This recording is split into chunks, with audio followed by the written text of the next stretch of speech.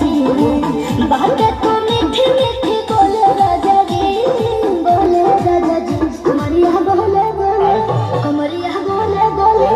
कमरिया बोले बोले बोले बोले राजा जी कमरिया बोले बोले बोले बोले बोले राजा जी कमरिया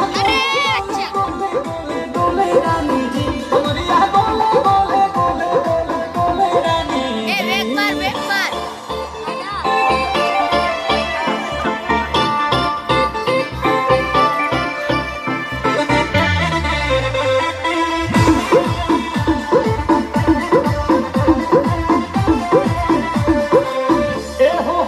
इशारों के बिना सीना से जलुआ के शॉट